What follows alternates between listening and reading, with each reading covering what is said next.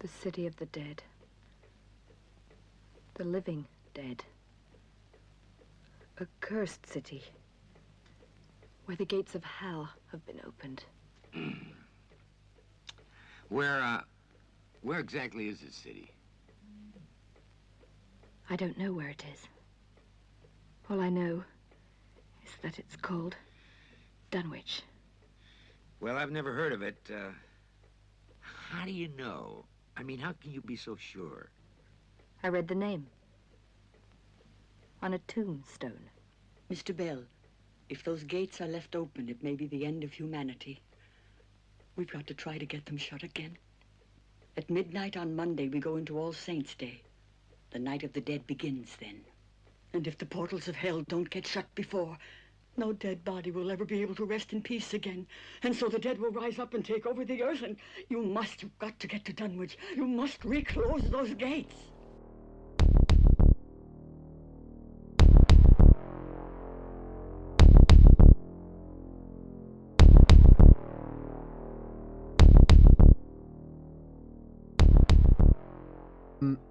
Do you know, I have not had time. I finished the film today at lunch. Okay. I'd seen it before a while ago, but I finished it today during lunch because I remember messaging you earlier on in the week saying how my head's been fucked up with this bank holiday week. Yeah. I thought it was like a day earlier than it was. Mm-hmm. So I was like, oh shit, I've got to get my homework done. It felt like Sunday night before school. Oh, I've got to get my homework done. Can you help me? And I wanted to do a bit at the beginning of this episode. I was gonna maybe I'll do this down the line with another Italian horror film. Yeah. But I was gonna do a bit where I'd come on and say, right, we're gonna start now, and as soon as actually let you know we were gonna start recording. Oh, wow. I was gonna be, that's the first. But when we start, I was just gonna start talking to you in Italian. All right. For a good minute, I was gonna have it all Google translated, which would probably be wrong, and try and read it out in a butchered Italian voice. And then on the video, for you lovely video viewers, because I am recorded, of course, I was going to dub over it. Oh, nice. But I then figured as well, that would be quite hard for the audio listeners, because all they'd hear is the dubbing. It wouldn't really work. Well, there you go. There's an incentive. There's an incentive to check out the video as well as the audio, because Tom might be doing something. He might be up to something. Crazy shenanigans on the video. And the only folks. way you'll find out is if you consume the Dreadcast in all available media forms. But there you go. It helps our numbers out as well if you watch it on multiple platforms. It does. It really does. Or listen to it on multiple platforms. There you go. I gave you a lead in for this one. I didn't surprise you by, let's talk about all these crazy stuff going on in life, and then bam, we have actually been recording. I mean, it's never a surprise. At this point, it's not a surprise anyway. I just assume that you're recording anyway. It's fine. That's how you get people in life. You always got to be recording. Record everything. Leverage. It's all about leverage. But of course, from that segue, from leverage to the podcast, I don't know. Welcome back to the Dreadcast, episode 40. 40. Oh wow. Yeah, 40 episodes. Yeah. And that's not including the trailer reactions. Mm-hmm. Yeah. Which are also very good and should be checked out, by the way. Good, yeah. But yeah, welcome back to the Dreadcast, episode 40, the big 4-0. Life begins now, Tom. Life begins. So they say. Everything hurts now, and I'm 33. Everything hurts. Mate, I'm 38 next month. Oh, you may as well be dead. Exactly, I feel it some days. You may as well be a teleporting corpse. Oh, see what you did there.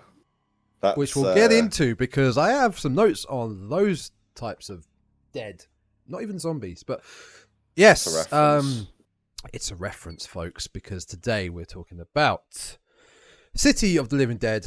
The first of Lucio Fulci's Gates of Hell trilogy, being City of the Living Dead, The Beyond, and House by the Cemetery.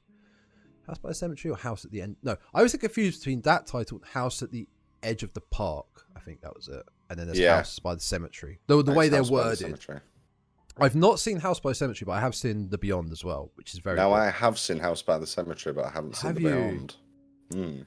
Now, they're not so much... they're not continuous, are they? As far as No, they're not. As far as I understand it, it's a loose trilogy. I think it may just be some recurring actors and actresses, I think is the link. Oh, I got some bits on recurring actors and actresses.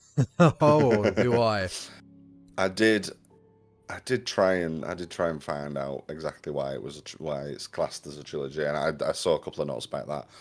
I don't think there's anything else that links them. I suppose there's zombies, the dead. Fulci, yeah. The director's the same. Before... Yeah, well, there's I think there's a theme of a gate to hell as well that happens in The Beyond, I think, doesn't it? Yes, yeah, pretty much. And I think I'm pretty sure there's something similar going on.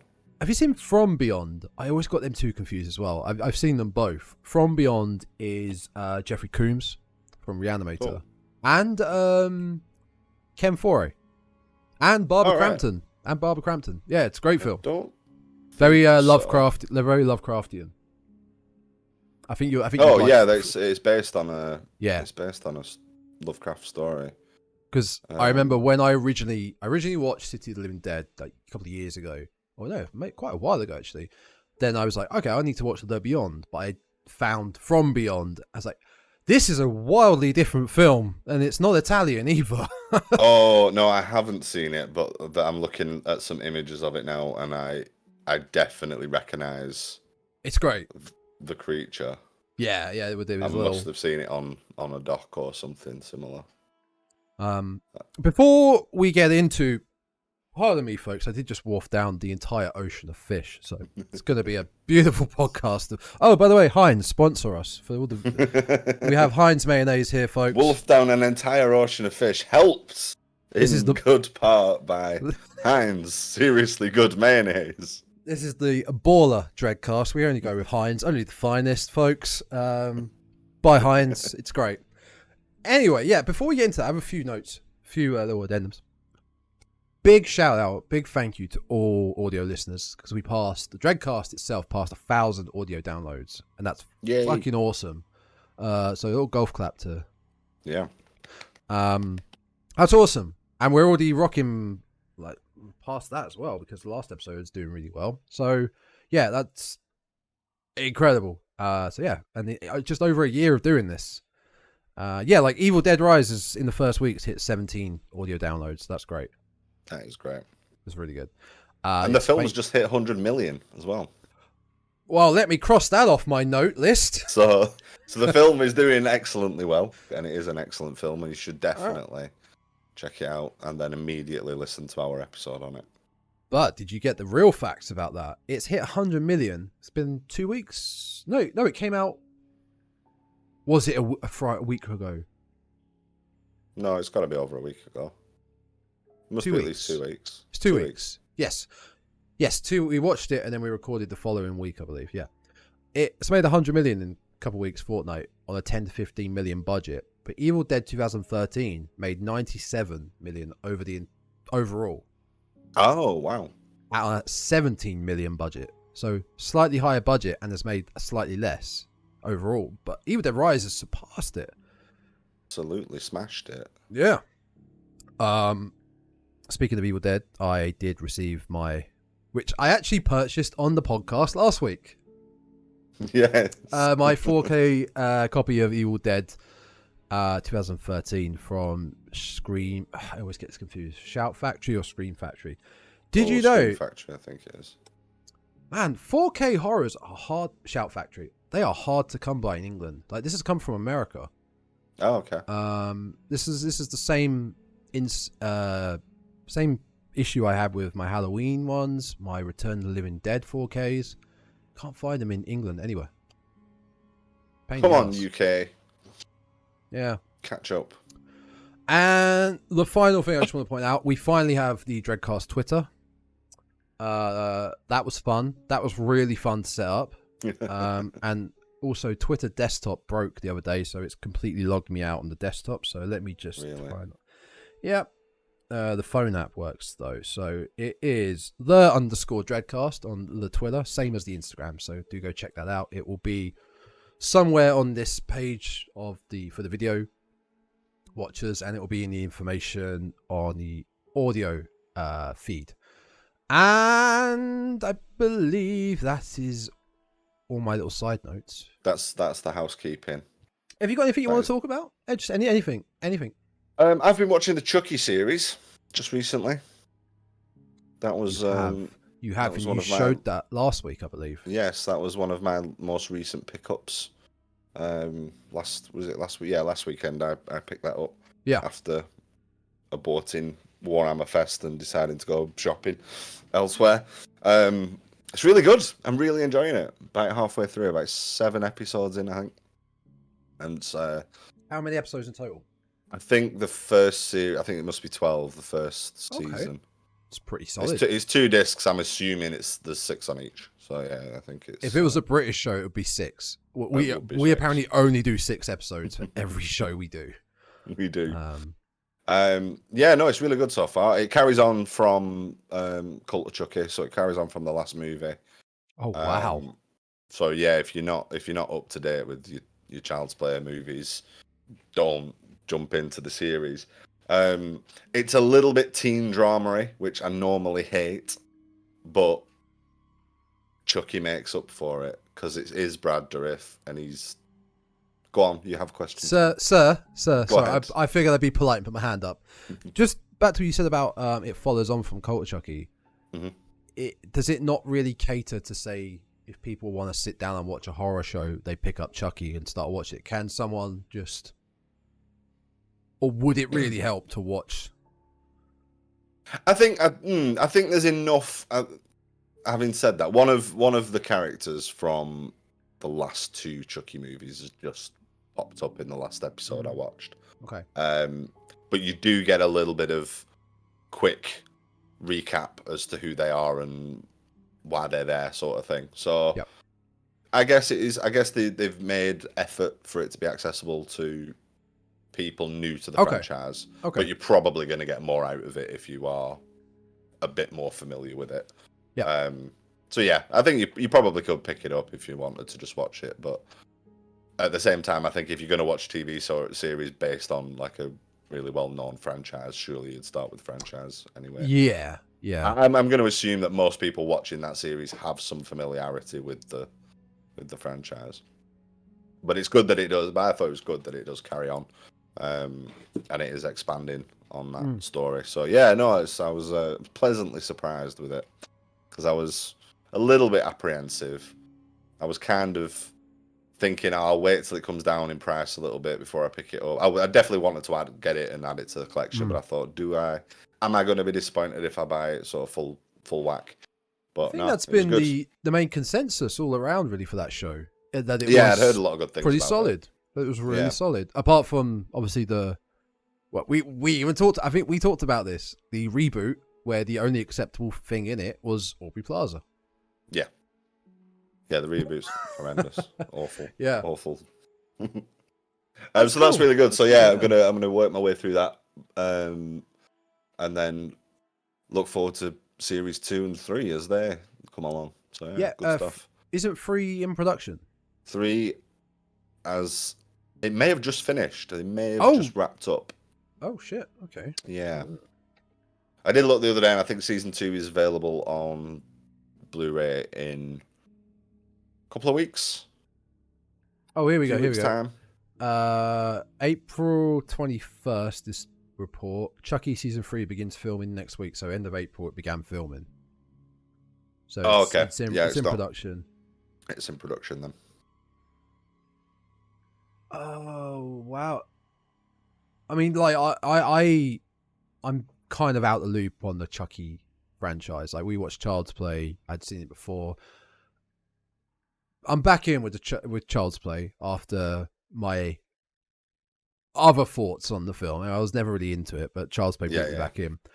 And it's really, I had no idea that like Jennifer Tilly, I knew Jennifer Tilly becomes the bride eventually, but she's even on board with the show. So is Don Mancini. Yeah. Wow, they've really gone in with it then. They've really gone. It's all as legit as it can be. Yeah. That's great. Oh wow. All original cast returning for whichever, the same roles, etc. As I understand it. I would have thought they would have.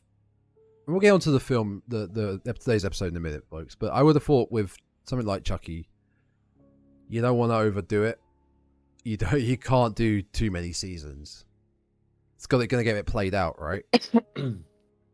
I'd agree. But I mean, I guess it's testament to the fact that it's been so well received that they're getting 3 done. 3 might be its limit, though. Yeah. And with it being an American series, it's probably going to be, if the first series is 12 episodes, the second series may be higher than that.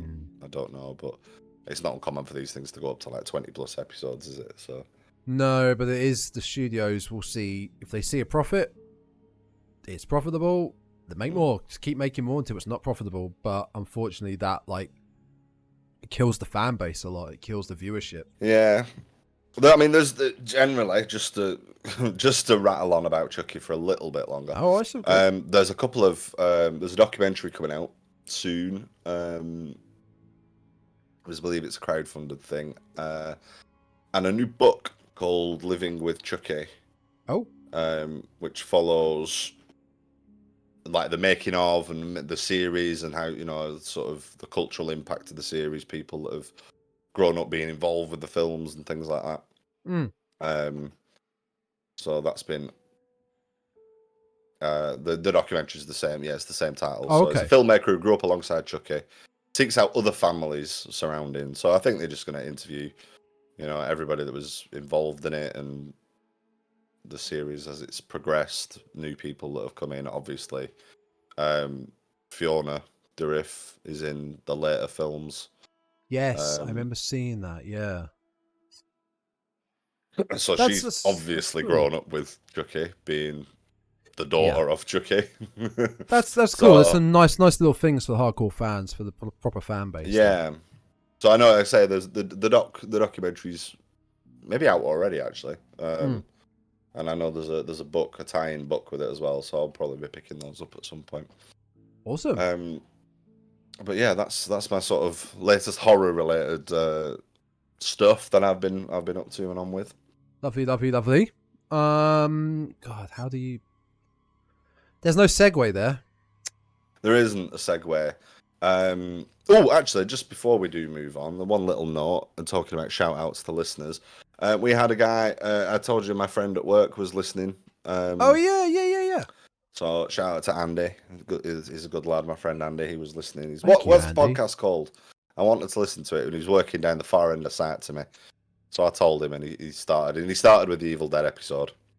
And immediately told me that he's going to go in, and then we're going to go and see it next week. So he had no qualms about listening to it before we see it. I did tell him that there'd be spoilers. But he said you had a very good voice. You said you came across as a very good host. You had the perfect voice for being a host. I tried to put my radio voice on. You've got your radio voice. Welcome everybody back to the Dreadcast. And obviously he knows what I sound like, and he's okay with it. So it's probably like white noise to him when you talk. Maybe. It was a little bit surreal when I went down to talk to him later on, though, and I could hear my voice sort of drifting. yeah, it's like... really weird. Well, I listen back to it every weekend. Yeah, of course. Well, thank you, Andy. Big shout out to Andy. Thank you, and all the other listeners that do listen as well. Thank you very much. Yes, thank you. Appreciate it, and we love you all. There's still no segue there, but shall we start talking a little bit about today's episode? I had a pizza this week. Right, nice. Yes, I see what you did there. I had a pizza this week, folks. It was great. Pizza's from Italy. I'm not sure if you guys are aware of that. Do you know what also comes from Italy? Especially, oh my God, over 40 years ago. Jesus. No, the 80s were 20 years ago, okay? I'm not having it. They were 20 years ago. The 80s were 20 years ago. Yeah, they were 20 years ago, okay? What also comes from the 80s in Italy was incredibly, I want to say half cheesy, gruesome, unique horror films. Definitely gruesome. I think that's Definitely gruesome. One of the big things for Italian horror is the gore and splatter, and we get that in spades in this film. We do in City of the Living Dead. No relation to Romero's films. No, Living Dead Day. In fact, it's just loose. It was retitled, wasn't it? It was retitled. Yeah. I think in its American release, it was The Gates of Hell. Gates of Hell, yeah. To avoid that confusion. The loosest connection, and I'm really talking loose, is because this was made after the success of Fulci's Zombie 2. Also, I always love doing this bit. Zombie 2, folks, also released under the titles of The Island of the Living Dead, Zombie Flesh Eaters, Zombie, the Dead Walk Among Us, Gili Ultimi Zombie, Voodoo, L'Enfer des Zombies, Zombie 2, The Dead Are Among Us, and Nightmare Island. That's all one film, folks. So after the success of that, he did City Living Dead. But Zombie 2 is loosely the sequel of Dawn of the Dead. So the of the Dead is kind of there, but it's City of Living Dead. It's not related to Romero, but that's a loose sort of connection. Another loose connection is H.P. Lovecraft. Lovecraft is supposedly the inspiration for this, and I was racking my brains trying to think of if there was a particular Lovecraft story that inspired this, or whether it was just generally. Where did you know about it being inspired by Lovecraft before you watched it, or did you find that from research afterwards? I found it from research, afterwards. Did you find out why? No, I couldn't actually pinpoint anything. It is the town itself, Dunwich. Is it literally just that? Right, Yeah. Okay. Yeah. Because I picked up on that. I was like, oh yeah, the place is called Dunwich, which obviously relates to the Dunwich horror. Scrolls down his notes Probably later one on. of the most well-known Lovecraft tales. Can cross that off the notes now. That was going to be for a bit later. We'll get that done and out the way. There we go. It's a nice little nod to the Lovecraftian. I do love. I mean, you could say Evil Dead is. I mean, hate the Lovecraft. Is it the Necronomicon? Is H.P. Lovecraft's work? Lovecraftian stuff is something I've always wanted to delve into. Anything to do with Cthulhu, like I played Call of Cthulhu, the video game, and there's a lot of that stuff that just seems fascinating. Yeah, it's good. I mean, some of it can be pretty difficult to read. Oh, really? Yeah, it's a product of its time, really. It doesn't flow particularly well. It can be a bit of a slog, and I mean, it's a while since I've read any of his stuff, but yeah, it can be a little bit difficult to get through. There are some, he was quite prolific. There's a mixture of good and bad, but a lot of other writers have later taken on, adapted and added to, and so the whole Cthulhu mythos is, was his sort of brainchild, but has grown into this huge, much bigger thing, thanks to other people picking up and the baton and running with it. I've not read everything, but some of them are great. Some of them are. Yeah, I can imagine they're a bit hit and miss. Yeah. If you don't mind me asking, if you don't mind, sir, if you don't mind, quite like how we kind of started Evil Dead Rise, because now we talk about during the week about like what we're doing. Have you watched it? You're gonna watch it, blah blah blah. But I like that we're not discussing anything during the week, leaving it all. Oh yeah. Kept stum until we discuss it on the pod. So I'm going to open this because I've seen this film before. You hadn't. No. What did you think? Like, I hated it. Really? This is brilliant. Fantastic. There were bits that I liked. There were things about it that I liked, but overall, I couldn't wait for it to end, and it annoyed me immensely. Fantastic. I'm glad I picked it then. I'm glad I made you suffer for an hour and a half. Thankfully, it was an hour and a half. Yes, thankfully it wasn't overly long. I watched it with my girlfriend, and when it finished, I think we both just sort of went, "Thank for that. Let's do something else." Oh God, now I got to talk about it, and oh God, yeah, I'm sick of this now. No, like I said, there were bits of it that I liked, and just briefly, the effects were great. There's a lot of good Italian effects are brilliant. Yeah, or were brilliant. Yeah.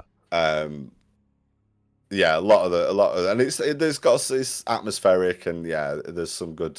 It has issues. I mean, I do like some outrageous, over the top gore, which you definitely get with, but certainly with this film, and from what I've seen of Italian horror films, which is not a huge amount, but I've seen one or two, and yeah, you kind of know you're in for a good old splatterific time.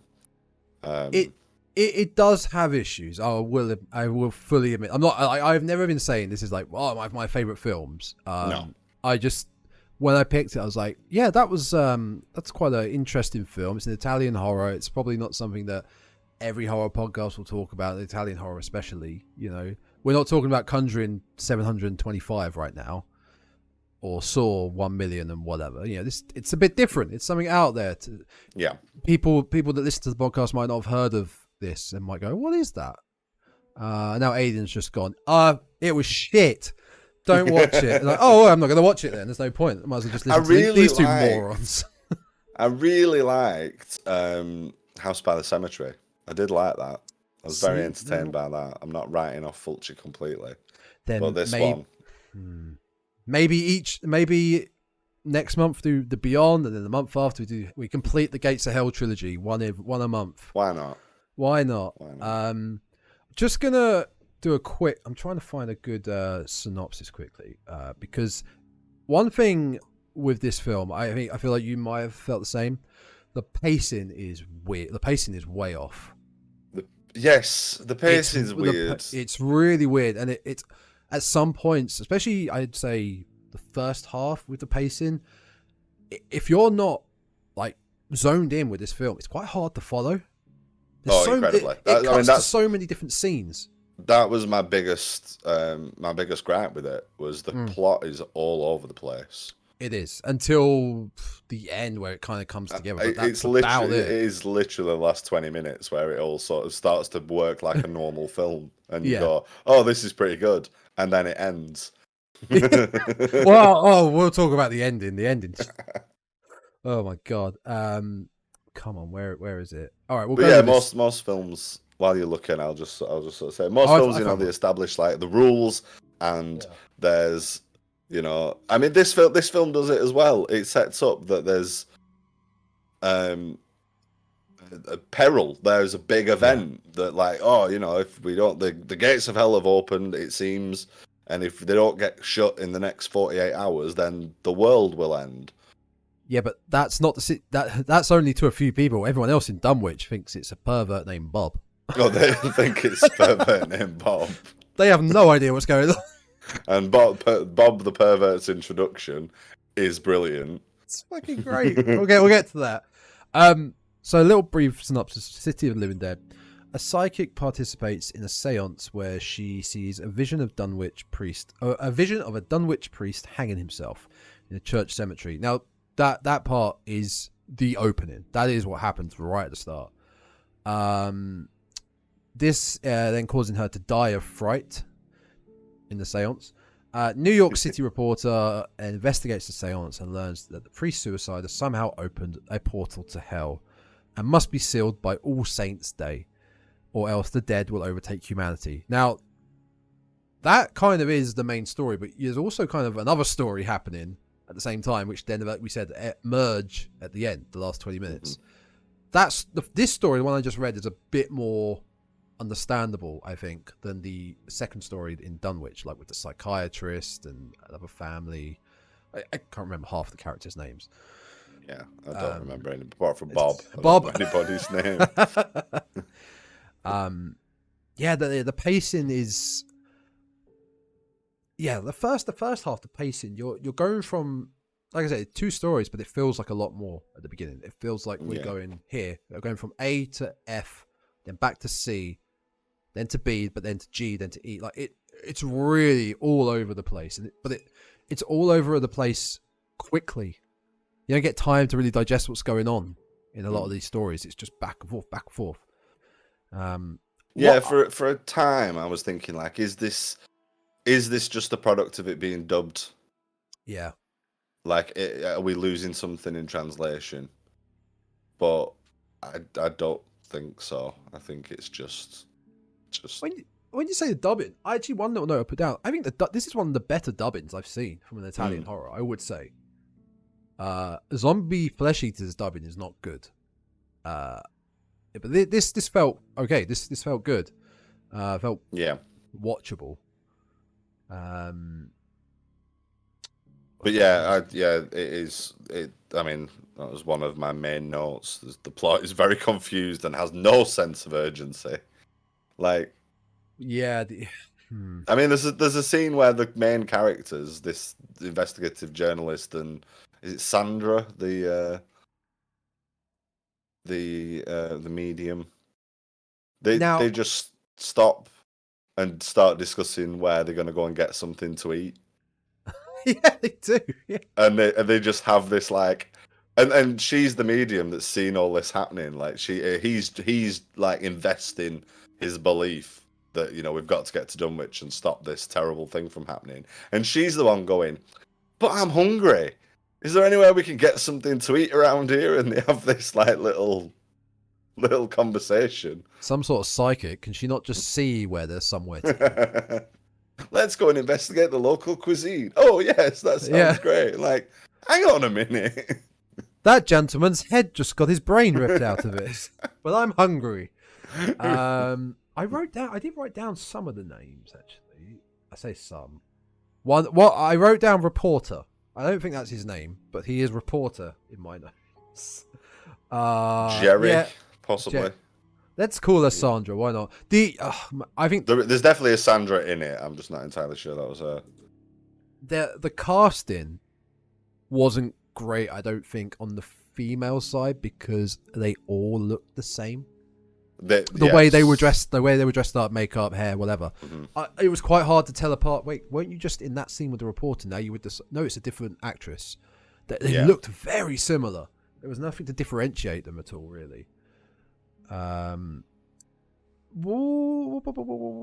was I going to go? So what I liked, actually, I really love the concept of that, the first bit of that plot about the priest. It's just something different. That was something I really took away that I liked, because it's different to, I don't know, space dust or voodoo. I don't really think I've seen that before. The concept of, you know, priest being the symbol of Christianity, being good, you know, heaven, all that, committing a sin, in killing himself, which then, because it's a sin, opening the gates of hell. Yeah. I mean, I guess that's what it is, because we get no explanation as to why. That it has to be that interpretation.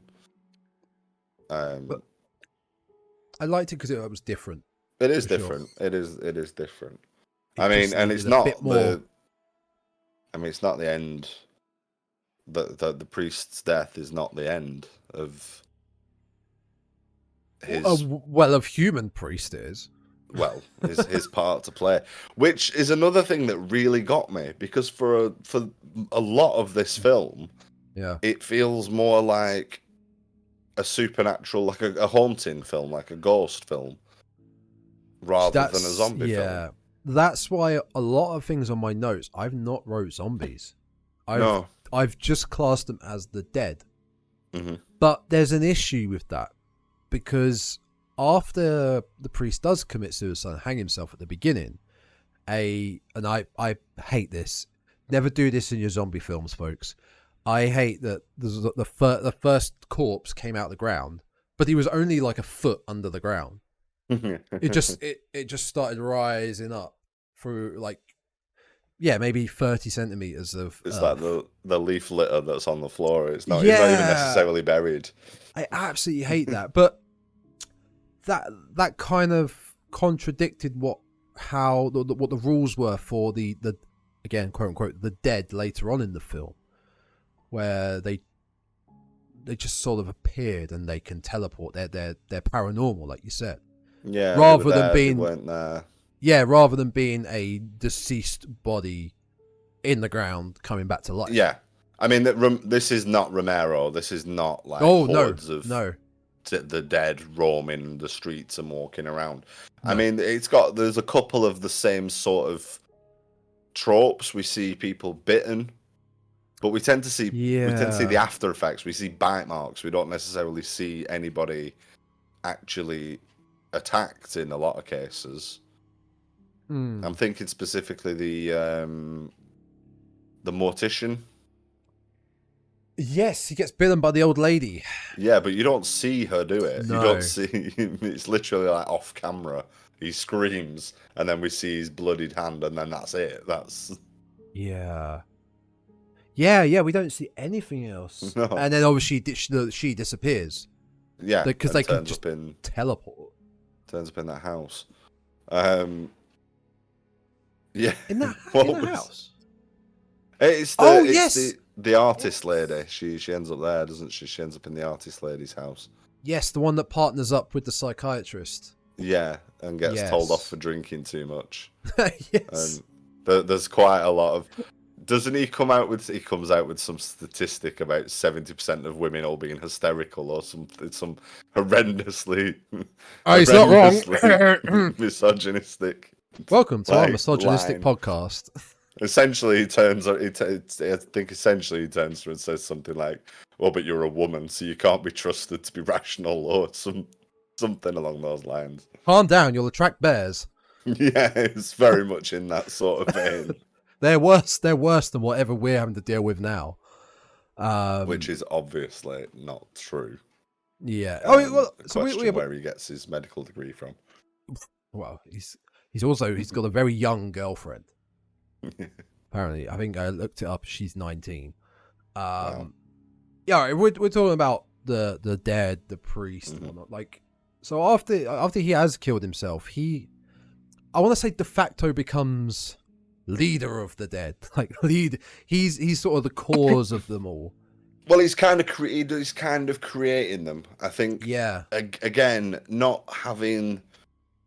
We all know in every other sort of zombie film, game, book, comic, whatever it is, zombies create other zombies by biting them. It's the common rule. That's the common one, isn't it? Yeah. That's not the case in this. No. And again, if it doesn't feel right calling them zombies, you're right. But the problematic dead, yeah, in the first couple of instances, are created by witnessing the priest appearing to them. That's essentially how it goes. Yeah, I think one or two of them come back. I think Bob is one of them. Spoiler by the way, folks. Bob dies. We'll get to that. I think in the scene towards the end in the pub, one of them is Bob. It looks like him. And I think one of them is Emily, which is the psychiatrist's young girlfriend. So I don't know if we've got kind of two things going on. We've got the dead rising or animating or whatever. Yeah. But there's also the instance. The main scene where it occurs is the couple that are making out in the car. Yeah. And we get the 5 minutes of intestinal vomiting. And then she attacks her partner. So it's... Does she, though? Well, that's how I got it. Is that not what happens? You only see a hand. Yeah, I assumed it was hers. I thought... So, yeah, the priest And I feel like with films like this, because it's not so common, we have to go into a bit more detail of what happens, I guess, because I guarantee not many people have seen this film. I mean, it's worth watching for the 20-minute 5-minute intestinal vomiting scene. That was incredible, yeah.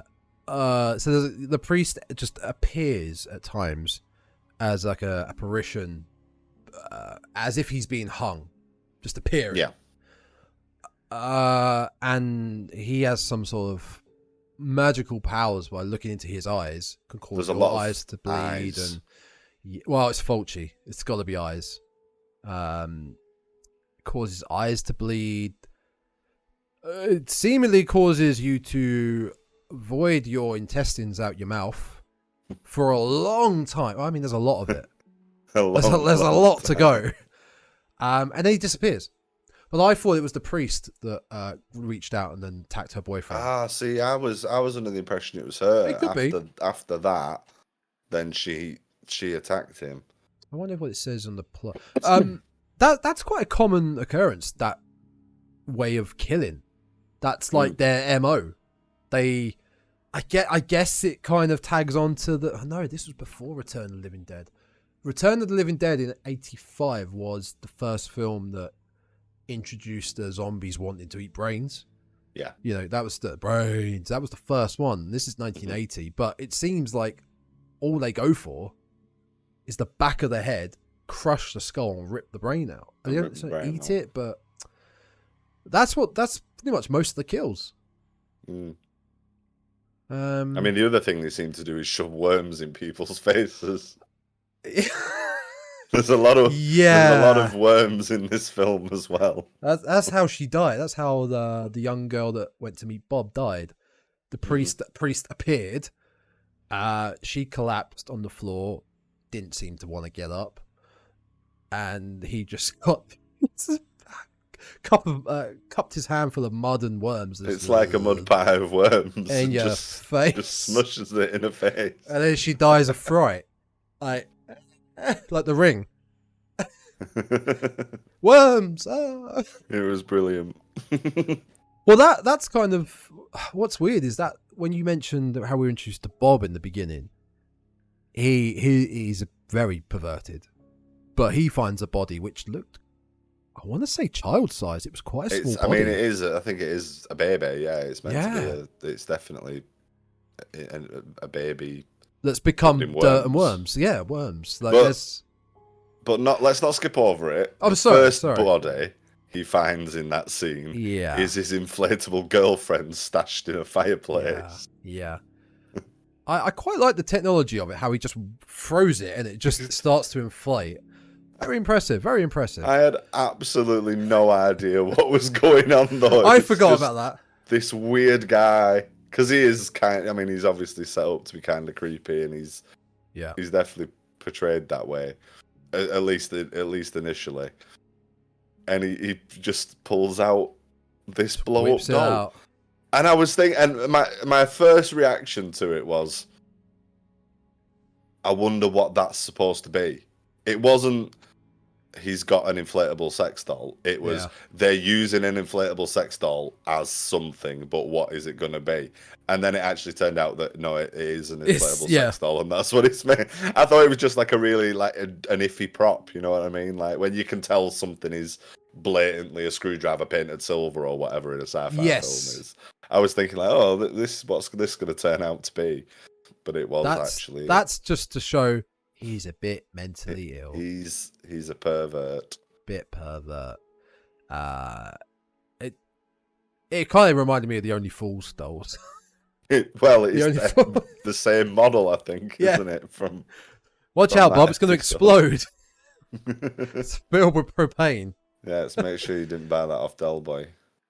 That's kind of like the gist of our dead, the priest, and how they kind of act, how they work.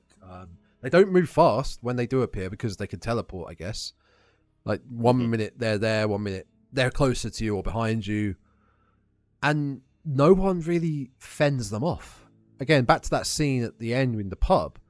There's three guys who for the whole film have been thinking it's Bob or whatever going on, and then they appear and they act helpless, but they don't even try and fend off these creatures or dead that are doing nothing to them. They're just standing by them. Not even a push or a "get out of my pub," bang, nothing.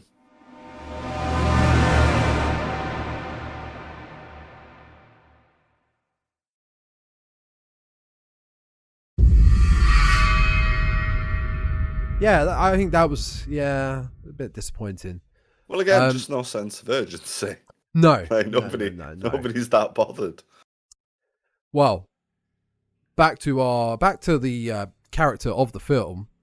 They are very bothered about Bob. They are very, yes. Before we get on to Bob though, the actor that played Bob, Giovanni Lombardo Radice or Radice. Oh, he died a week ago. Oh, really? Yeah, 27th of April. Just over a week ago. Yeah. Oh, well. And he was in Cannibal Ferox. Yes. And there's also another actor in this film that is from Cannibal Holocaust. Do you remember who it was?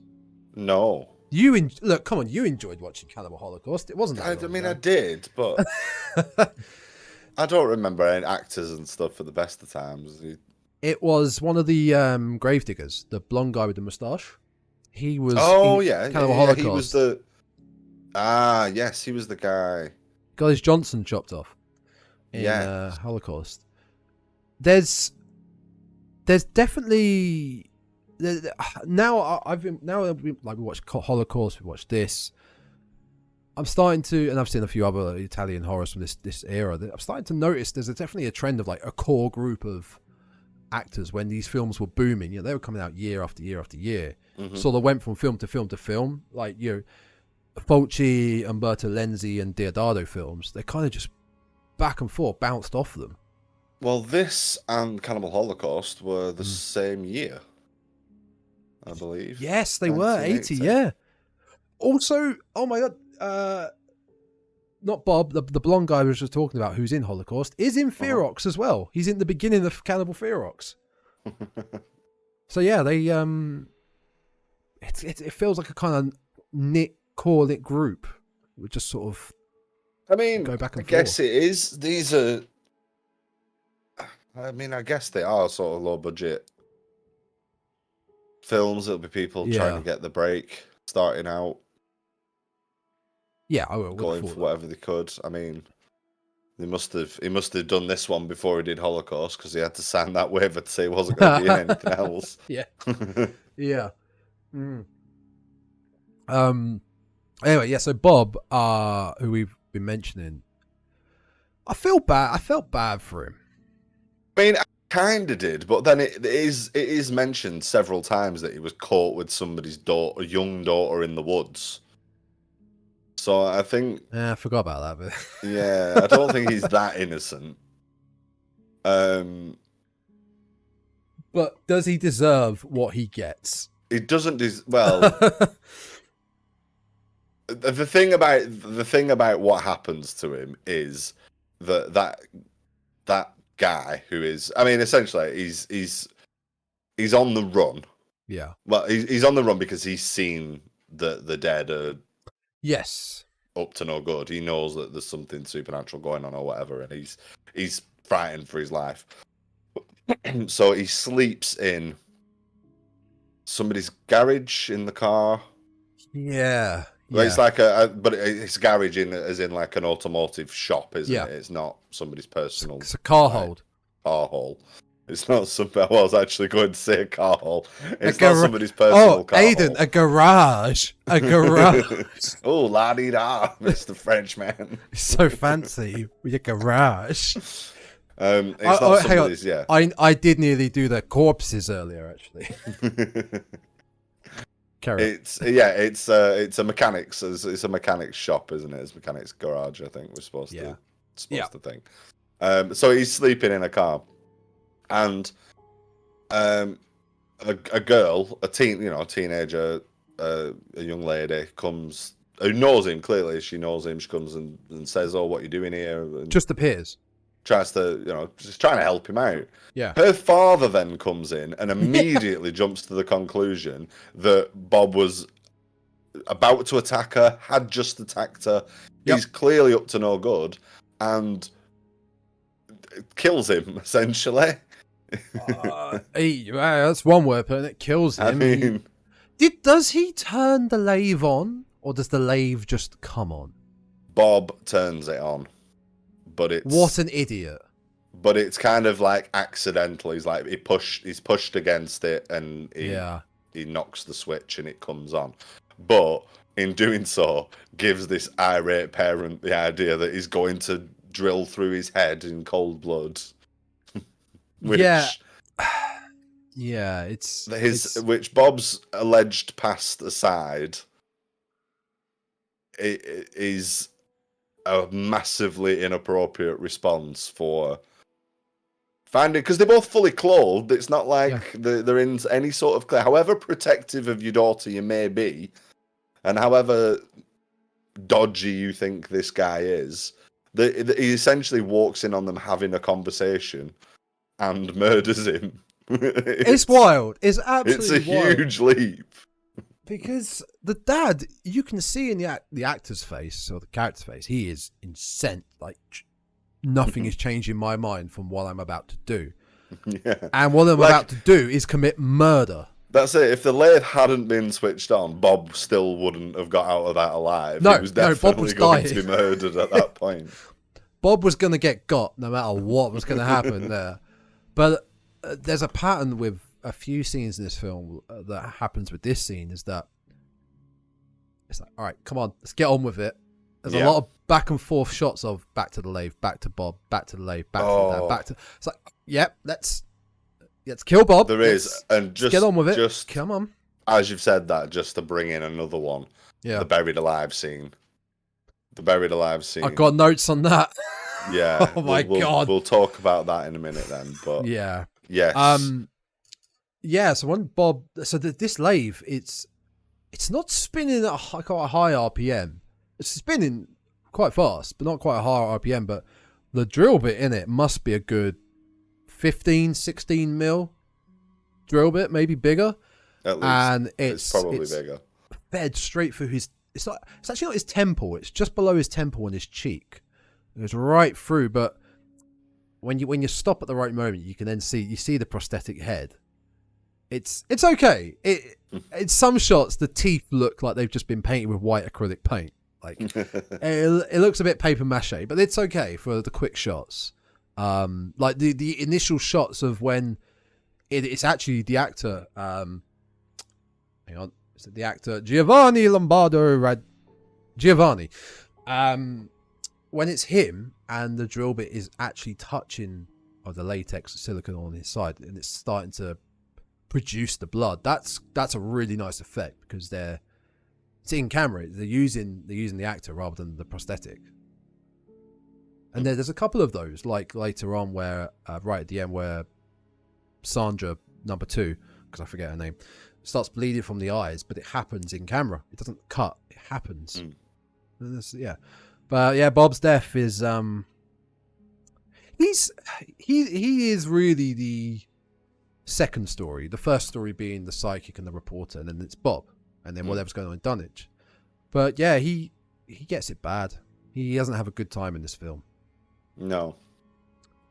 I mean, it might be, some ways deserved, arguably, if what he's been up to previously, but it's not. Yeah, I'm not a man of the law. I can't judge.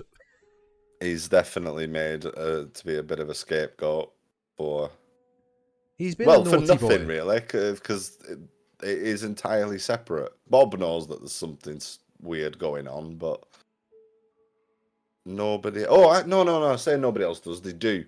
There's children that have gone missing, I think, isn't there? I'm sure it's mentioned that some kids have gone missing. That's why they suspected him. I mean, that would explain the smaller body in the beginning. Yeah, I think that is what it is. Yeah. And he's the prime suspect, having potentially previous. But yeah, he does seem like he's drilled. tweaking out the whole time. He does seem like he's either off the sauce or off the hard stuff, because I think it's down to the makeup. And I noticed that a lot with a lot of the characters. The makeup, everyone seems to look very ghoulish. Their skin tones are a lot lighter with a lot of darker. I mean, I've got quite dark, like, eyes around there. If I had like a paler skin, that's kind of what they look like. And Bob really looks like he's coming down with something, or he's off the crack, and his withdrawal or something. He's got the itches. There's a lot of light.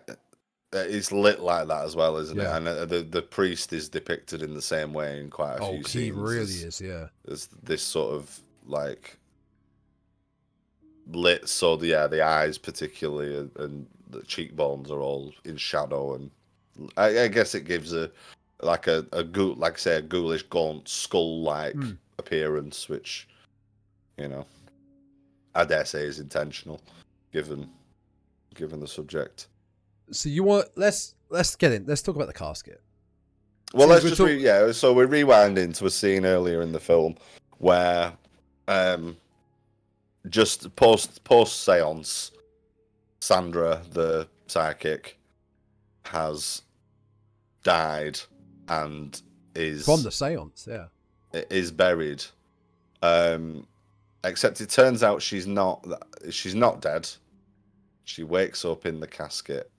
Yeah. And again, sort of expecting a traditional zombie film, I thought, right, okay, she's come back as a corpse.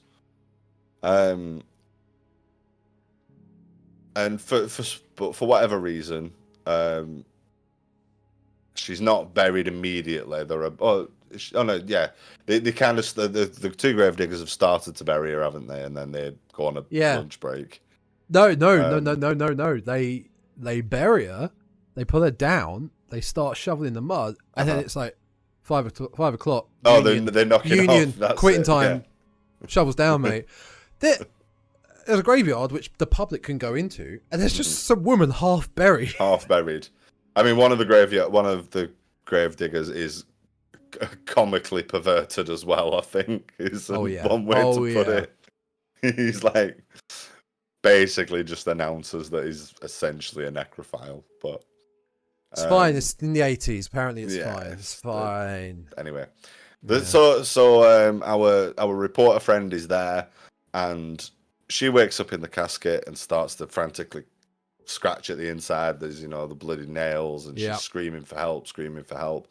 And he definitely hears it because he reacts to it, looks away, and then dismisses it as it's fine. I'm imagining it. Walks away, then hears it again and stops. And then it's just an agonizingly long time of, and he's not even looking away or walking away any further at that point. It is just cutting to her in the coffin, back to him just looking in that direction, and then back again and back and forth and back and forth. And then he just decides to, I probably should do something about this. So then he goes. What he does is so insane. It's so insane. He springs into action. At which point we have to assume that he's decided, yes, shit, she's alive in there. There's a living, that person is alive.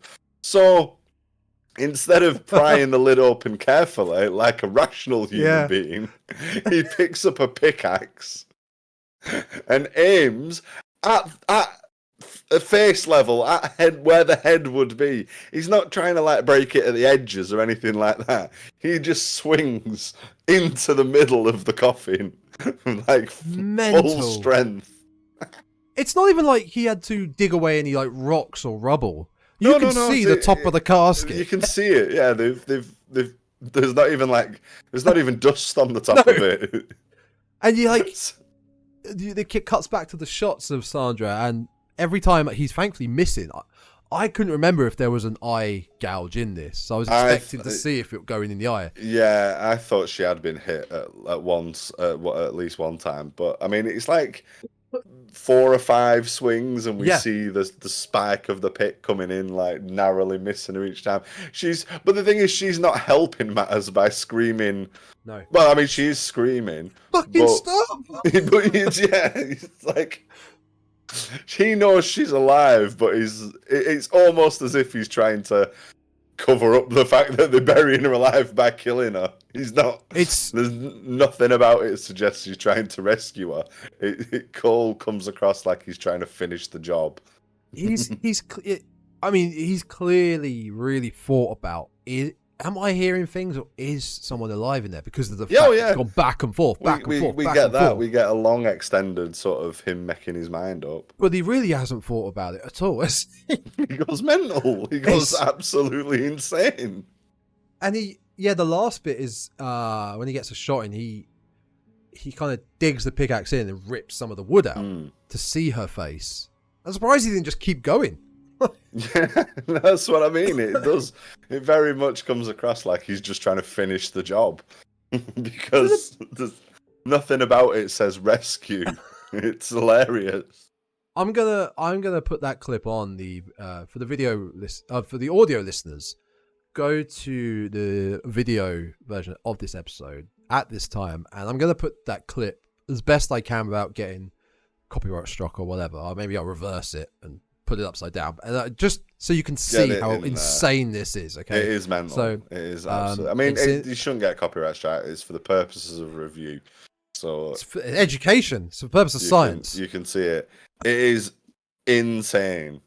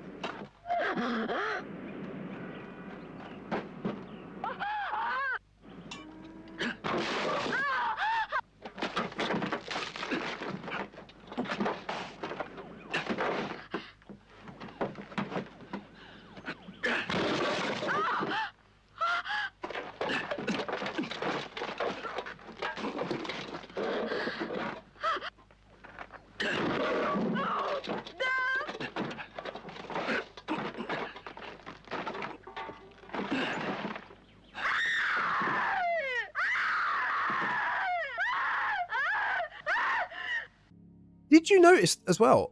Why is there a mirror inside that casket? I did notice that, and I probably should know all this because I think it is a thing. It seems like an unusual thing, like a spiritual sort of thing. I think there is some sort of historical prevalence for it. Prevalence, is that the right word? I don't know, but it's a good long word, so we'll go with it. We need more of them. But do you know the difference between a coffin and a casket? Again, I probably should, but It's something I only learned recently.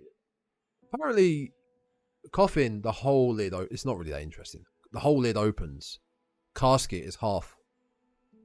Caskets are the bigger ones with the hands on the side and top half opens. So that is a casket, given that it's got that. I think it's sort of the thing like Catholics have where they're buried in the funeral and they have like the open wake. To anyone that knows anything more about this, and if I'm wrong, apologies. Don't know much about caskets and coffins and all that jazz. So do write in the comments if I'm wrong. I'm just trying to find a reason. Gotta be honest, caskets look so much more comfortable for being dead in. I think I'd prefer a casket if I wanted to be buried. That is, it's as insane as a few of these scenes are in this film. Like we briefly discussed the vomiting your insides out, or the way the dead rip the brains out, and so on. This includes none of the dead, none of the paranormal. Well, I guess apart from her coming back to life, it's still one of the most insane pieces in the film. It's wild. Again, you would have hopefully watched the clip by now. Go back and watch it and agree with me.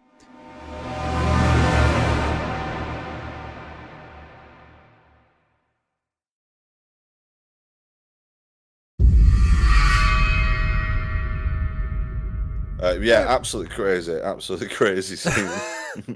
I had a feeling you'd take a note on that. I was laughing.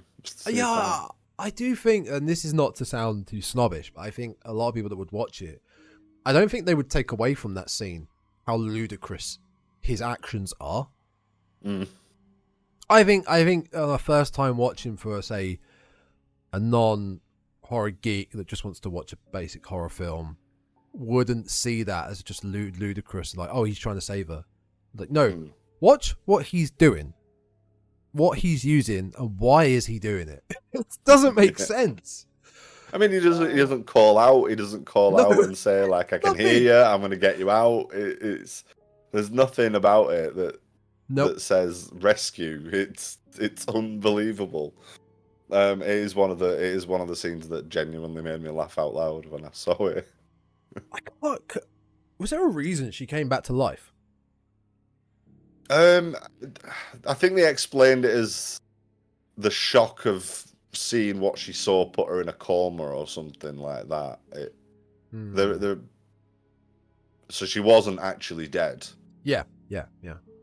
But she was in. Yeah, I'm sure there's a line in there that, because there's the older lady who's like another medium. I think she says something about like the shock and the trauma of seeing the priest kill himself, the gates open, put her in a state of near death or something like that. They talk about is it a book of Epoch? Is it Epoch? Enoch. The book of Enoch. That's it. Yeah, it's a 4th century Jewish religious work. Yeah, and All Saints' Day being the day that apparently is when the dead are meant to take over and rise and have their time. Did you catch the thing about Dunwich relating to one of our horror cliches? It being the built on the ruins of Salem, which is nonsense because Salem exists. There's no. Yeah, what happened to the whole town? It's not gone anywhere. It's still there. But yes, there were. So I was, I did make a note of a couple. We had a couple of tropes in this actually. Do tell. So yeah, that was one. We're talking the burial ground being, built on a burial ground. Sort of a version of that. Burial city. We had the car not starting. with the lovers making out when we Oh, of first see the course. priest. Yes, of course. He spends again. There's a lot of things that are just overly long, so he spends an overly long time trying to turn the car over. Pardon me. We also had a cat attack. I wrote the cat attack. We had a cat attack with the artist lady who's painting a picture of a rhino as well. Just big picture as well. Of all the things that she could be drawing, it was a rhinoceros. There's obviously some hidden meaning. Just some hidden meaning. Also, that cat was adorable. It's just weird. I mean, why not just something like a bit? I mean, maybe it'd be more boring if it was just like some fruit and a wine bottle and a traditional sort of still life. But a rhino, he's just crackers. I mean, why not? Maybe the actress could actually draw. Maybe they said just do what you want. It's like I can do a rhino pretty well. Oh, I can't draw. I can't paint, but what I can do. I can't do oranges, but I'll do a. All I can draw is rhinos. Large horned African mammal. Got you. Can't move for rhinos. It was a bizarre choice. Well, that cat was adorable, and then suddenly just lost its shit. Yeah, I mean cats do that, but yeah, I was like, oh yes, I've got two. I can start doing a little list of tropes as a little throwback to our previous episode on that very subject. The car, the cat. What did I say? I said one as well. The burial ground. The burial ground 3. Wait, sort of. Yeah. Are there any more?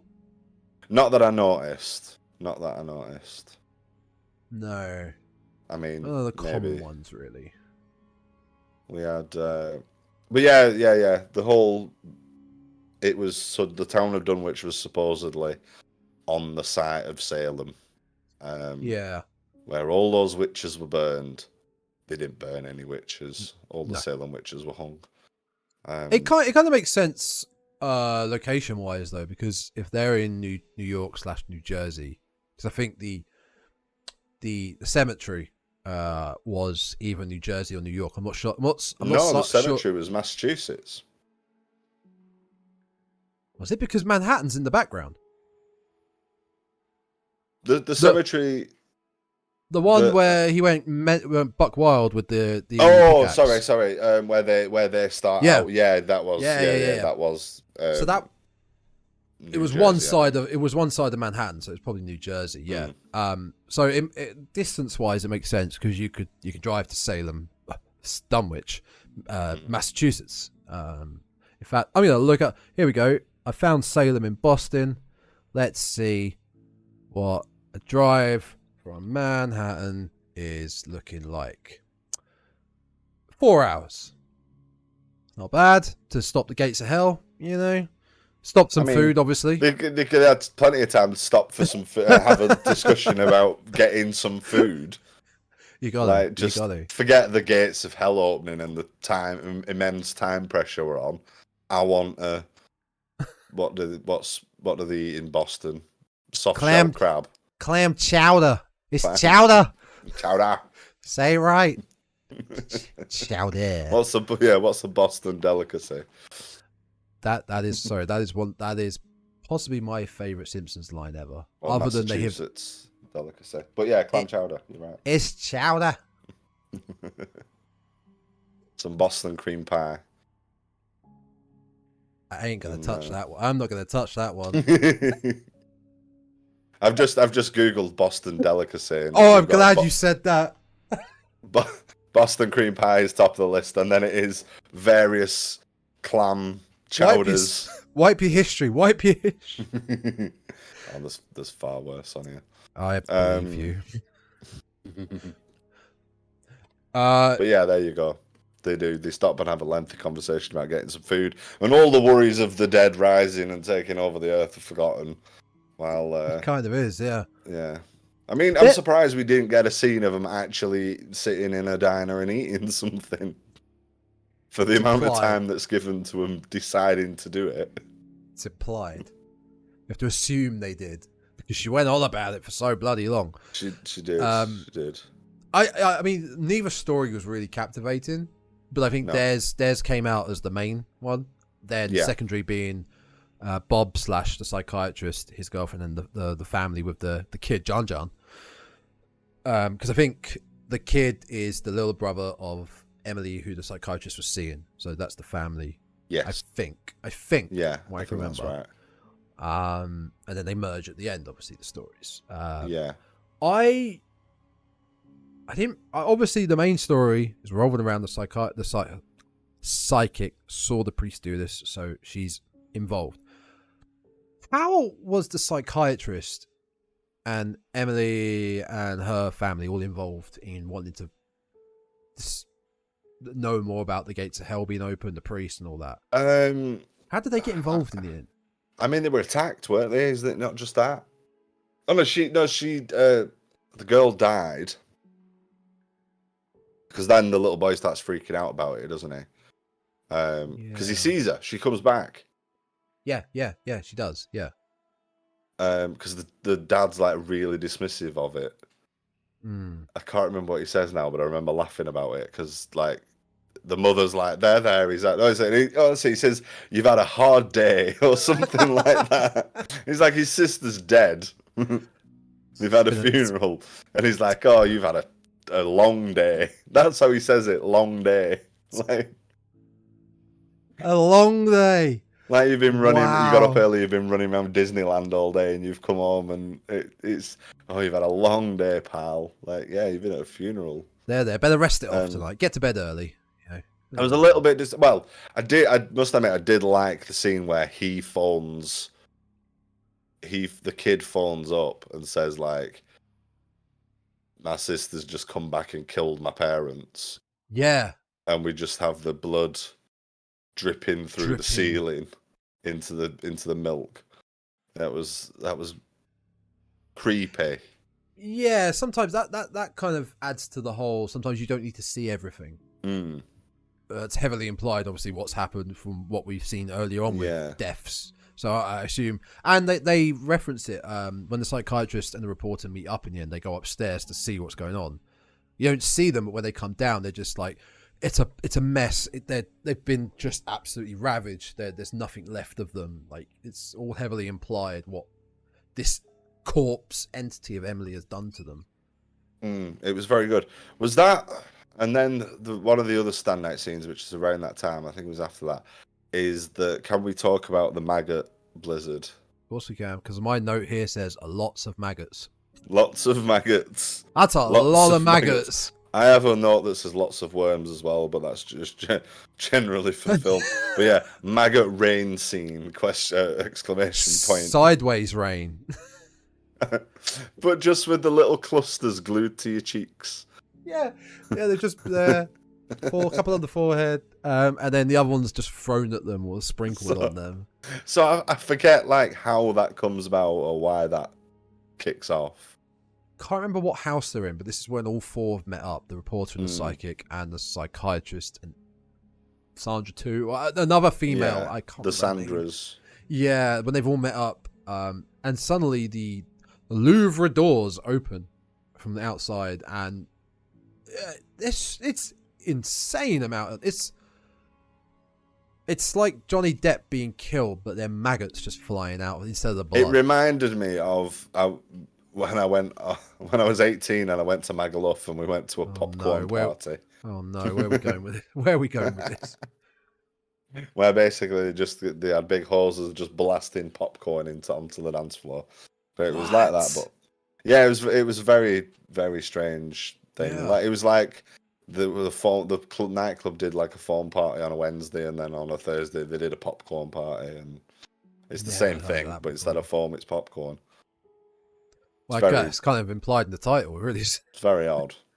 Smelled really good, but it was strange. Better than maggots.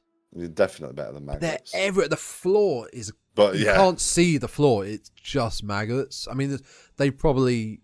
I don't know, they put something else down to look like maggots and then just sprinkled a few on to blend in. But even the phone is covered. Everything is covered.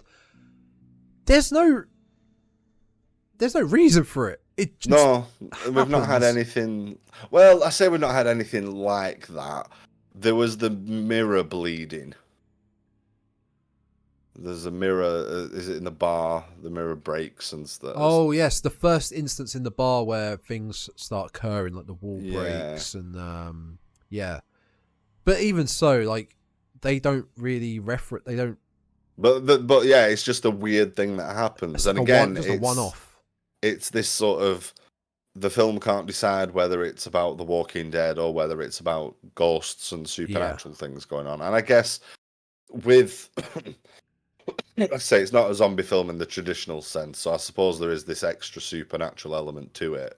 But it's an odd thing that we get these, like, almost like a like you'd sort of stuff you'd see in a haunted house film. You know, the walls bleeding and there being maggots everywhere and cockroaches everywhere. It's odd, but yeah, we get the blizzard of maggots, but it was just the little clusters of them glued to people's cheeks that made me laugh so much. Not one of the finer effects in this film. Not really. Which I will get onto the effects. Just before you do that, you just made me think though. Are you talking about, you know, he doesn't know what it is, zombie, Walking Dead or Paranormal? Mm-hmm. I guess a zombie, because it's not a reality-based thing, it's not real, it's not a real life thing. I guess you could class that as paranormal activity in a way. But yeah, has there really been any big combinations of both of those aspects in a film before? Like, this is clearly trying to do it, but I'm trying to think.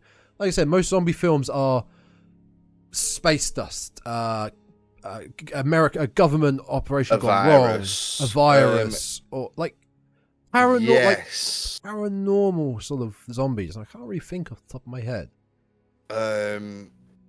Or it's a zombie film that's not given an answer, which I prefer for a lot of the time. You don't need an origin story. There is one that springs to mind, Children of the Living Dead. Children of the Living Dead. Children of the Living Dead is a 2001 like straight to video horror film.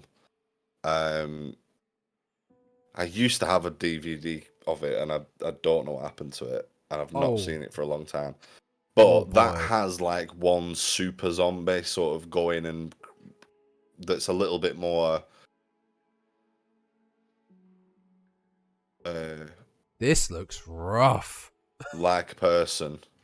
Oh, Tom Savini. It's not awful. I mean, it's certainly not great by a long stretch, but it's not terrible.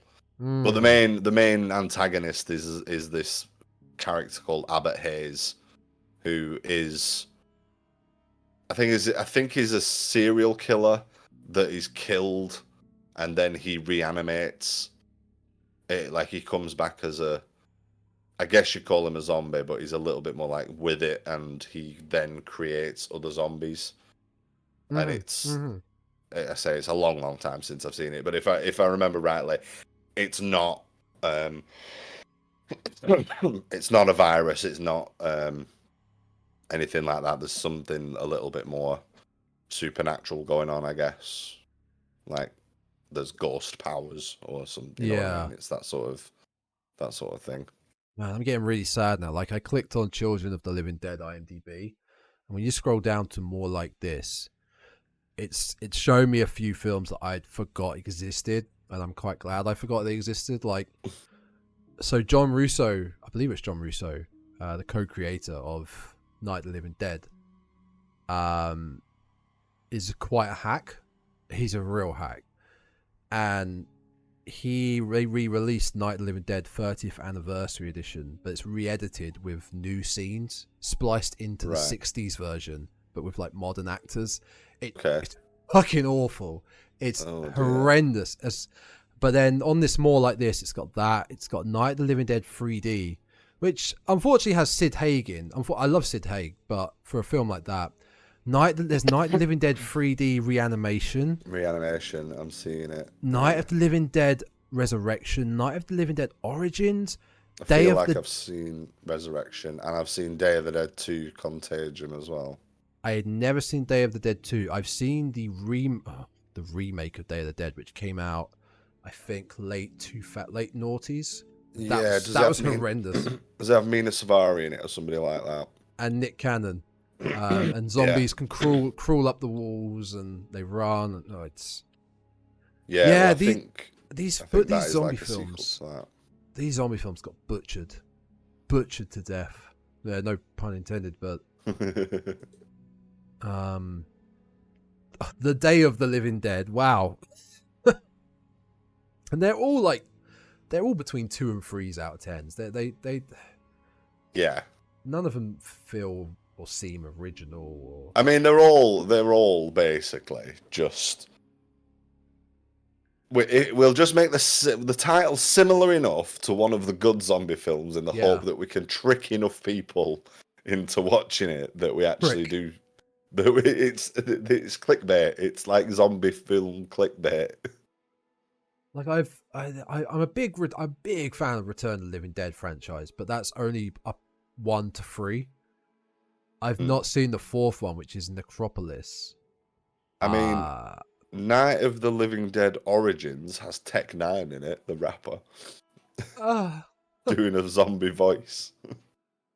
What? Bill Moseley's also in it, and Tony Todd. Bill Moseley would be in anything because Bill Moseley's awesome and loves horror. And Joseph Pilato. Joe Pilato? The general from... Yeah, he's Rhodes. Rhodes from Dawn of the Dead. He's in it as well. He probably needed a paycheck, though. Quite possibly. So back to the whole... Like, this is actually... No, this is not a tangent. This, I think, ties into what I was saying, right? Yeah.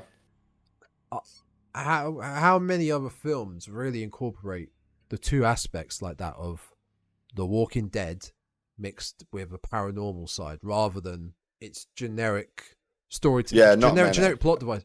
And I think all these shitty ones. Maybe going back even further and looking at like ones that use voodoo as the basis for it. Voodoo was used quite a lot. So, I mean, it was in the original. The original zombie film was White Zombie. White Zombie. So there'd be something like that, I guess. Is it what? No, I Walked with a Zombie. Yeah, I Walked with a Zombie in 1943. Caribbean island. Voodoo. Yep. But yeah, unless it's something like that, then not many others. I think they usually go down like the most, I guess, a sci-fi origin for it. Yeah. God, we don't really get zombie films anymore, really, do we? Like big. I think Walking Dead kind of played it out. Yeah, well, I think it needs to be, put to bed for a bit. I don't really want to see any for a while, I think. Oh, do you know what? One thing with the zombies, and going to the effects with this, is that I might not have liked the looks of the dead in this as much, but it was different. They had a different look to them, rather than just the decaying, like zombie flesh eaters ones. They literally look like skeletons with just a bit of skin falling off of them. Yeah. I didn't mind the look. I didn't love it of these zombies. They were very gross, very like pussulating sort of sores all over. Kind of a little bit Planet Terror-esque. Boils and sores and pus everywhere. But the effects in general, we said earlier, were great. The puking of the intestines, like it was just. I know we've already talked about it, but we'll talk about it again. It's so visceral. It's like the film saying, "No, you were gonna keep watching this bit. Yeah, it's Clockwork Orange. You're gonna keep watching this." I mean, we get like, it's not just like a few entrails. It's not just like a few bits. We get like the entire alimentary canal. Like we get everything. And like, there's even lumpy bits that are like Yeah, I don't even know what that is. No, like we get stomach, lungs, we get everything. It's great. And they do close-ups of it, close-ups of her mouth, and you can see that it's. I would assume it's pigs. Yeah, I mean it's some sort of. It's probably they went to a pigs, butcher shop, didn't they, and got a bucket of offal or whatever. And yeah, I said earlier, the main kills that occur in this are the grabbing of the back of the victim's head with one hand, crushing the skull so the brain squidges out. That's a really nice effect. That was our reporter bites it like that later on in the film, where they're in the cave, the zombie cave. I did like the end. Like I said, when we got to that point, which was only like the last 20 minutes or so of the movie, it all kind of comes together, and it's like, oh, this is really good. Yeah, it really does. But then it ends. But then that's it. Unfortunately. So yeah, that's like when our two stories get together, they end up at the graveyard in Dunwich, Salem. And they find the priest's tombstone or tomb, but it leads into a big cave where there's more dead. Yeah, essentially, it becomes like a catacombs, doesn't it? And they're down there, but I mean, it's some really good shots of like skeletons and bits of bodies coming through the ceiling of it, and like you get the sense that they are under the graveyard and bodies are starting to slump through and. Do you know what's more terrifying? As the ones that have been interred in there. What's more terrifying than The Walking Dead, though? Rats, apparently. She loses her mind with those rats. Forget that there's a priest just appearing, making people's eyes bleed, and there's dead walking, teleporting. They're surrounded by bodies, some of which may or may not come alive and try and murder them. But yeah, that rat. Them rats, man. And they start eating one of the bodies, one of the corpses. So City of the Living Dead 2, rats taking over. And you notice when they get to the end of their little cave set and the priest appears, and main psychiatrist guy kills the priest, which bit iffy about that because it's firstly incredibly iffy. Firstly, the whole film is incredibly iffy. Firstly, he kills him ironically with a cross. Yeah, a cross stake. It was a cross, but I think that was just coincidence. There's just a bit of wood there. It was just, if it was just a wooden post, the effect would have been exactly the same.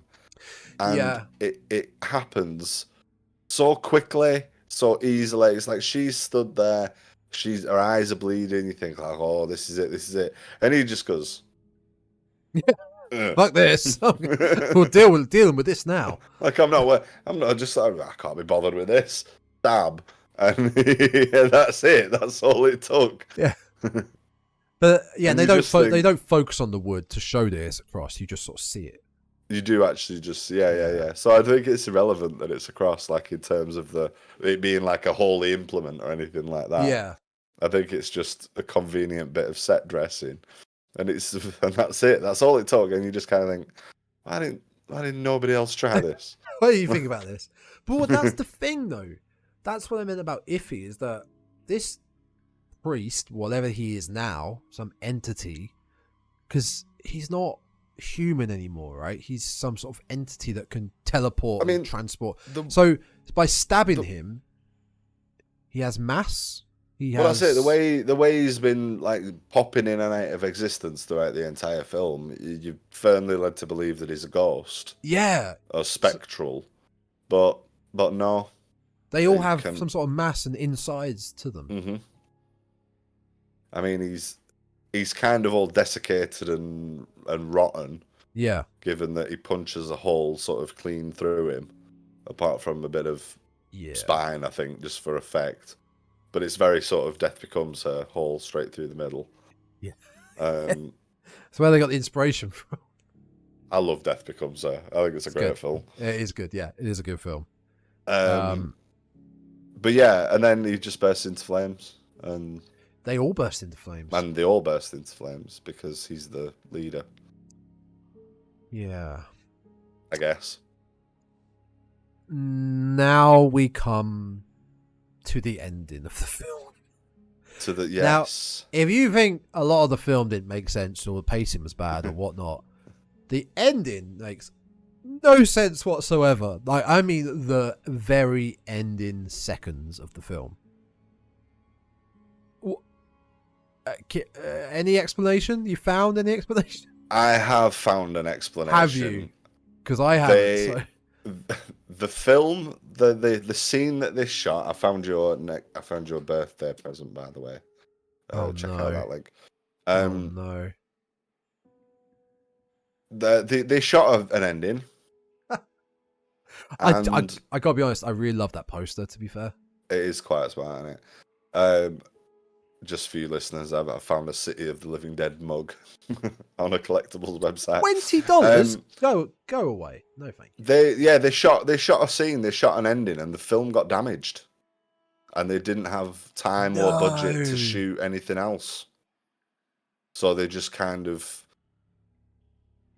cobbled together, edited this open-ended. I mean, we should probably say what's tell the people what happened. Like, say what happened.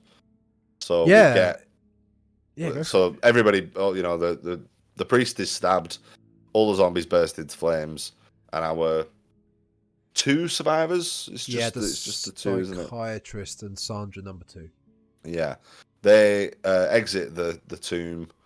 It's daylight, and the police have arrived. And with John along with the police, is it John the little boy? Yeah. He comes running towards them, and then there's a scream. He has a look of horror on his face, and that's it. Essentially, that's. Yeah, there's an effect on the they put an effect on the screen, like a burn effect, a crackling effect. Yeah, but that's it. There's no reason why she screams. There's no presence of any zombies or whatnot. No. The police don't do anything. It just happens, and there's no reason for it whatsoever. No, I did, and it's supposed to just be kind of an open-ended. Well, like I say, the reason is that there was an ending shot, and the film was damaged, and they didn't have time or money to redo it, so they just had to cobble something together. So we ended up with this weird, like, open-ended thing. I found, excuse me, I found a couple of people talking about it, an article or two online discussing it. That try and sort of rationalize the ending that we do get. That the scream comes from the fact that there are zombies still active on the surface, which suggests that they've not ended the curse in time. Oh yeah, it had to be done in a specific time before all Saints Day, didn't it? Yeah. The cops are somehow the coppers that we see as zombies. But it basically it's a rationalization of this incredibly weird, vague ending that, like, oh, maybe they didn't actually do it, and because the look on John's face is something of kind of horror, that maybe he's seen something gruesome, but we don't get to see what he sees because it just finishes. But yeah, unfortunately, I don't know. I couldn't find anything explaining what was shot. It may be out there, and I just haven't found it. But yeah, they had an ending, and it got damaged.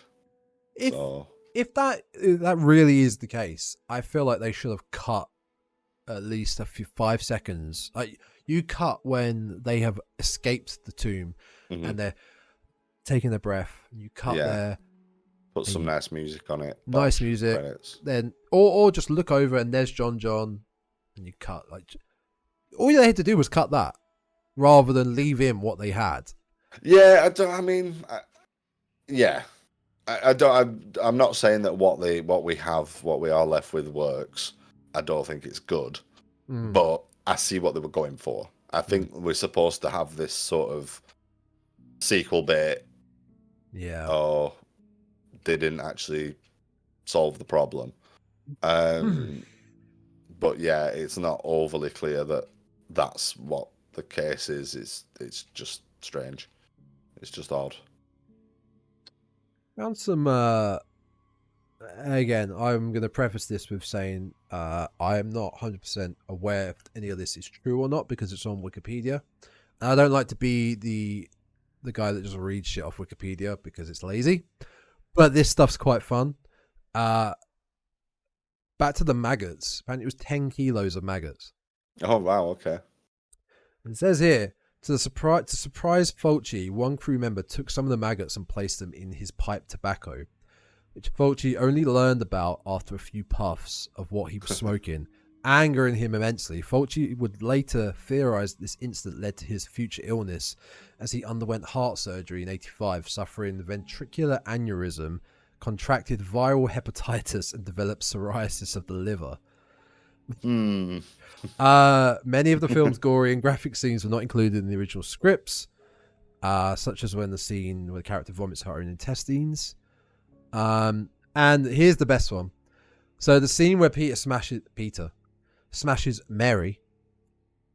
Okay, so her name was Mary. We didn't know that. There's definitely a Sandra in that film. Well, we'll call her Sandra. When Peter smashes Sandra's coffin with a pickaxe, that was shot in New York, but the interior of the coffin was shot in Rome. Apparently. No. Apparently. No, I did read that they shot a lot of it in New York. Yeah. And some interior scenes were done in Rome.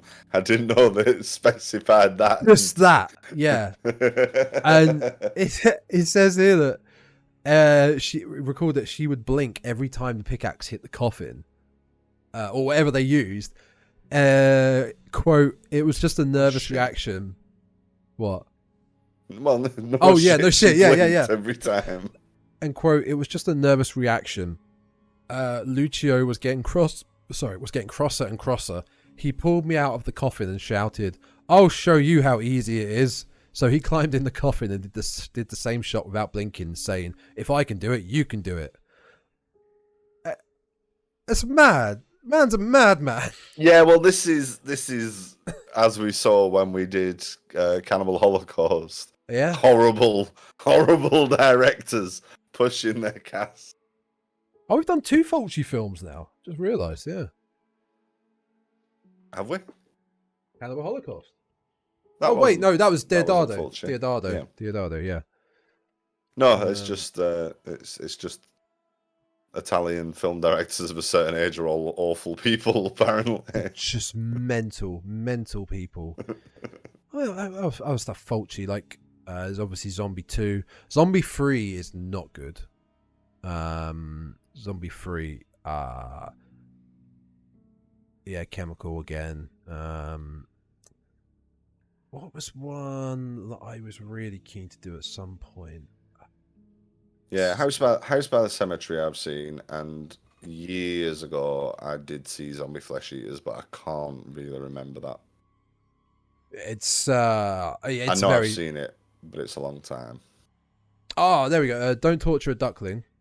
Love yes, to do that at some point. And New York Ripper. New York Ripper. Those have been on my. Oh, he did the Black Cat. Of course, he did the Black Cat. Enigma's meant to be good. I mean, there are films of his that look. These Conquest looks like it's right up my street. You can really sorcery type thing. Pinpoint if you're watching one of the big Italian horrors, you can pinpoint which director you're watching. Like, Fulci, like, oh god, I'm blanking now. Suspiria, Argento's way of filming and sound design, set, whatever, is very different to, say, Fulci. Fulci's very different to Deodato. Umberto Lenzi did Eaten Alive, I think. Again, that's on my list, Eaten Alive.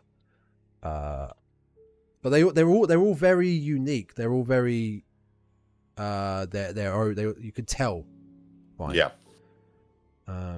Which one's which?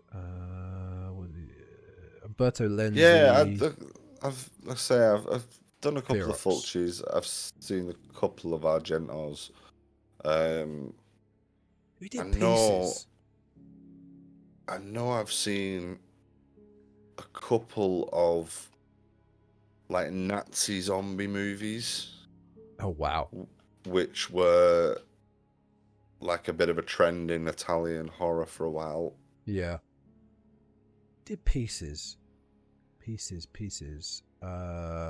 one I know. Juan Piquet Simon.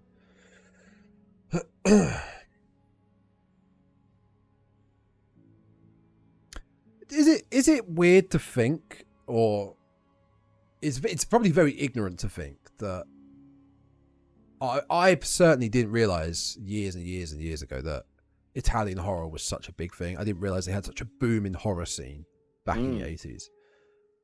I don't know. Is it ignorant to think that it's just so obscure? You think, oh, American, English, Japanese, maybe Canadian. Canadians, big time horror films. No, I don't know. I think, among genre fans, I don't think it's too obscure. I think if you said it to a lot of the normies, go watch an Italian horror film. Like, oh. Yeah, but how many people outside of Italy are watching Italian movies full stop, you know what I mean? Yeah. Like, well, it's not, people don't tend to. Well, that's when you look back to The Good, the Bad and the Ugly. That's Fistful of Dollars trilogy. They're Italian films. They are. Yeah, they're Italian. And I don't think a lot of people would know that, really. Probably not. No. Clint Eastwood Western. It's not American, it's Italian. If Clint Eastwood hadn't become the name that he did, then perhaps they would they'd know more. But yeah, I don't know. Like I say, you watch films from all over the place without necessarily realizing it is because the vast majority of stuff comes out of Hollywood, so you just kind of assume that everything's come from there, unless it's like all actors are foreign actors and it's in a different language and the subtitles, you know what I mean? You wouldn't necessarily know.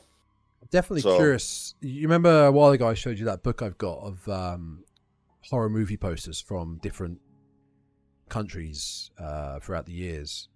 I'm curious to go look at it in a minute after we've done this and see if there's a different.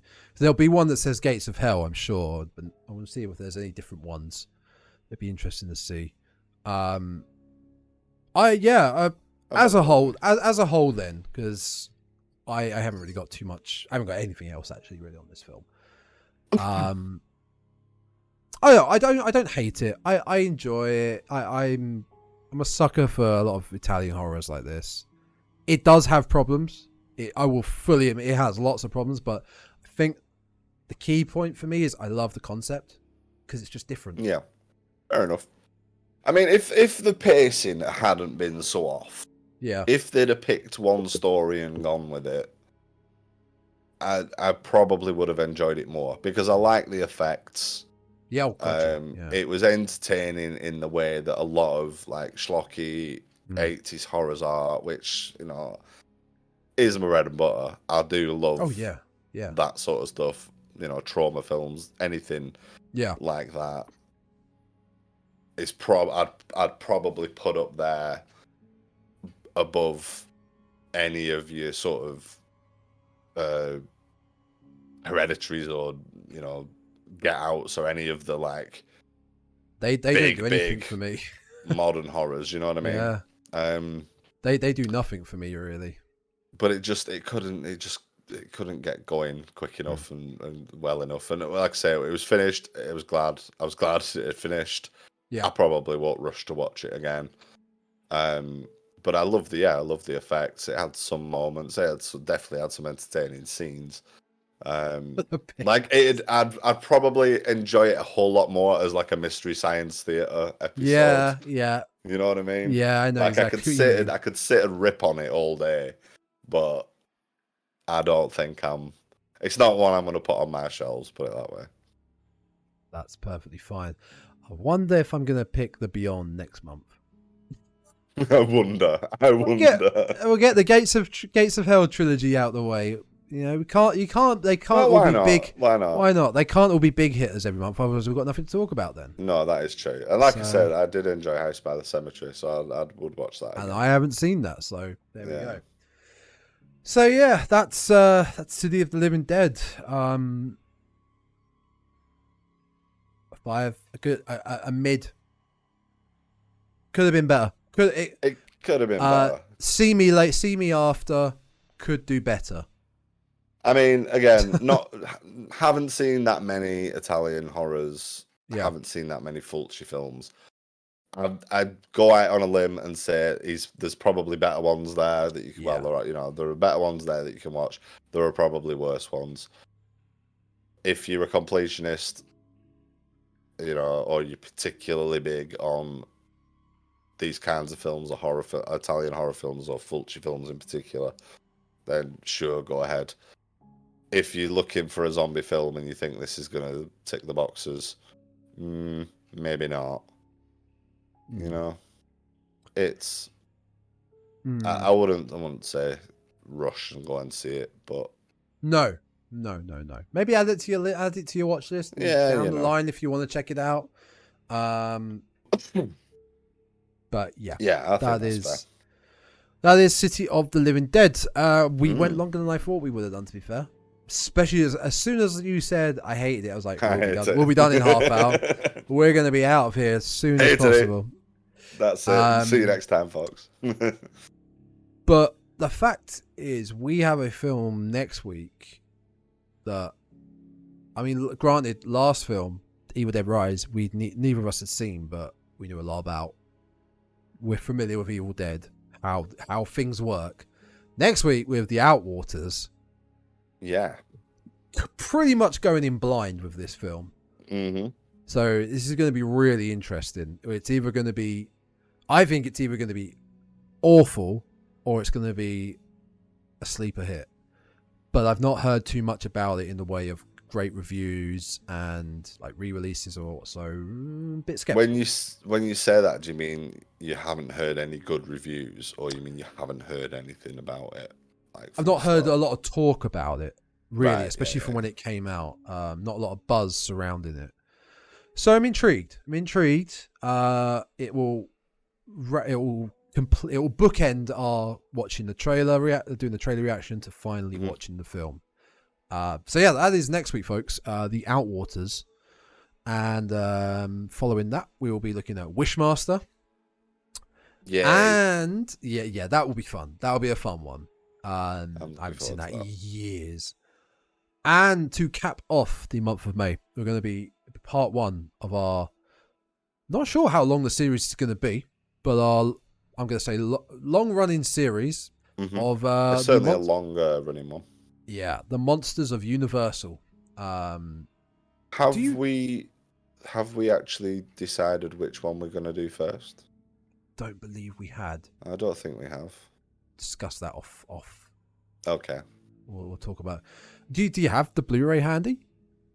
I don't. It's in the other room. Same. We only decided to do this because we both have the Blu-rays, really. Yeah. But there's plenty of content to get through and discuss.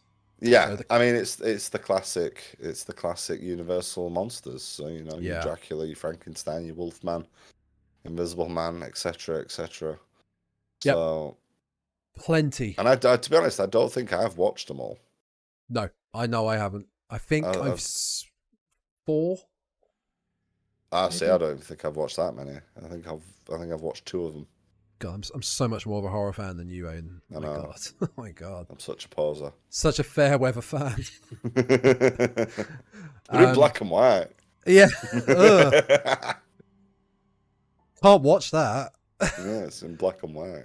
The only thing has to be subtitles. Yeah. We'll have to pick which one. Yes, we will. So that is the rest of May, and then towards the end of May, we will be announcing what's going to be coming in June. So plenty of stuff to come. Not really any that I'm aware of, any trailer reactions or trailers. I mean, I saw one that I was quite keen on, Evil Dead, Talk to Me.